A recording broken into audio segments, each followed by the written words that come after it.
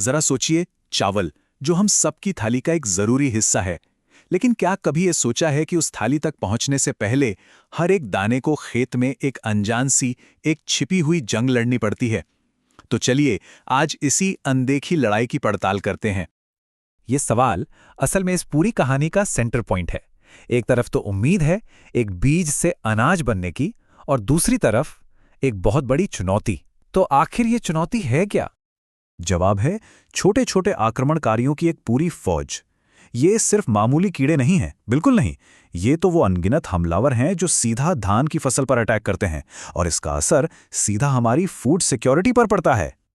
तो सबसे पहले मिलते हैं उन हमलावरों से जो पौधे का खून चूसते हैं, मतलब उसका रस, जिससे पौधा कमजोर हो जाता है। ये पौधे को धीरे धीरे अंदर से ही खोखला कर देते हैं। इस ग्रुप के जो मुख्य विलेन हैं वो हैं भूरा फुदका, हरा फुदका, गंदी बग और थ्रिप्स। और हाँ, हर एक का हमला करने का स्टाइल बिल्कुल अलग है, और हर कोई अपनी तबाही का एक अलग ही निशान छोड़ जाता है।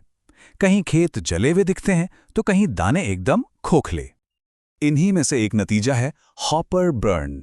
नाम से ही अंदाजा लग गया होगा, है ना? ये सुनने में जितना डरावना लगता है, असल में उतना ही है। बस ऐसा समझिए जैसे पूरे के पूरे खेत में आग लग गई हो, बिल्कुल झुलसा हुआ। और ये होता है भूरे फुदके के अटैक से, जब वो पौधे का सारा जीवन रस ही खींच लेते हैं। और पता है इस कीट को और भी ज्यादा खतरनाक क्या बनाता है? उसके दो रूप। इसको एक फौज की तरह सोचिए। एक है लंबे पंखों वाला, यानी मैक्रोप्टेरस। ये है स्काउट। इसका काम है उड़कर नए खेत ढूंढना। और दूसरा रूप छोटे पंखों वाला, यानी ब्रैकियोप्टेरस। ये है सैनिक, जो एक ही जगह टिककर अपनी आबादी को इतनी तेजी से बढ़ाता है कि पूछो मत। तो ये तो थे रस चूसने वाले। अब आते हैं दूसरी कैटेगरी पर, अंदरूनी और पत्ती भक्षक। ये वो कीट हैं जो पौधे को या तो अंदर से खाते हैं या फिर उसकी पत्तियों को ही चट कर जाते हैं, मतलब पूरा स्ट्रक्चर ही बर्बाद। इस टीम में है तनाछेदक, गॉलमिज, पत्ती मोड़क और झुंड में चलने वाली सुंडी। इनका काम करने का तरीका थोड़ा अलग है। ये बाहर से नहीं बल्कि अंदर से निशाना लगाते हैं, और इनका अटैक बड़ा ही अनोखा और विनाशकारी होता है। यहाँ डेड हार्ट का मतलब समझना जरूरी है। जब तना छेदक का लार्वा छोटे पौधे के तने में सुरंग बना लेता है ना, तो पौधे का दिल यानी उसकी सेंट्रल कली सूख जाती है, लिटरली डेड हार्ट। और अगर यही अटैक बड़े पौधे पर हो तो पूरी की पूरी बाली सफेद हो जाती है बिना दानों के, जिसे व्हाइट ईयर कहा जाता है। एक और कीट है गॉलमिज। ये तो कमाल ही कर देता है।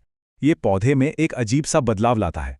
ये पौधे की कली को एक चांदी जैसी, प्याज की पत्ती जैसी ट्यूब में बदल देता है। इसे कहते हैं सिल्वर शूट, और इसका सीधा सा मतलब है उस हिस्से से अब एक भी दाना नहीं मिलेगा, खेल खत्म। तो इतनी सारी प्रॉब्लम्स देखकर दिमाग में एक ही सवाल आता है, आखिर किसान इसका मुकाबला करते कैसे हैं? इसका जवाब कोई मैजिक बुलेट नहीं है, बल्कि एक बहुत ही स्मार्ट, सोची समझी स्ट्रैटेजी है। असरदार कीट प्रबंधन का मतलब ही यही है कि कई तरीकों को एक साथ मिलाकर इस्तेमाल किया जाए। एक किले की सिक्योरिटी की तरह सोचिए, जिसमें कई लेयर्स होते हैं। अगर दुश्मन एक दीवार तोड़ भी दे तो अगली दीवार उसे रोकने के लिए तैयार रहती है। तो इस स्ट्रैटेजी के हैं 4 मेन पिलर्स। पहला, सही किस्मों का चुनाव। दूसरा, खेत के माहौल को कंट्रोल करना। तीसरा, प्रकृति के दोस्तों को काम पर लगाना। और चौथा, सही जगह जाल बिछाना। तो पहला पिलर, सही किस्मों का चुनाव। ये डिफेंस की सबसे पहली लाइन है।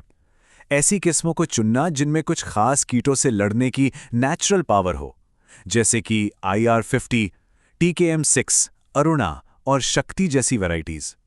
ये कुछ कीटों के खिलाफ काफी प्रतिरोधी होती हैं। पिलर नंबर 2, वातावरण को कंट्रोल करना।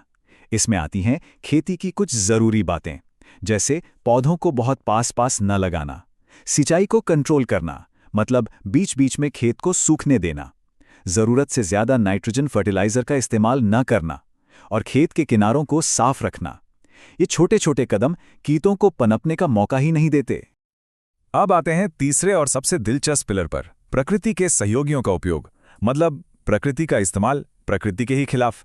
जैसे खेत में मकड़ियों जैसे नेचुरल प्रेडिटर्स को बचाना, ये हमारे दोस्त हैं। या फिर ट्राइकोग्रामा जैसे फायदेमंद कीड़ों को खेत में छोड़ना। ये तो छोटे छोटे कमांडोज हैं जो दुश्मन कीटों के अंडों को अंदर से ही खत्म कर देते हैं। तो ये सारी स्ट्रैटेजीज मिलकर एक बड़ी पिक्चर की तरफ इशारा करती हैं।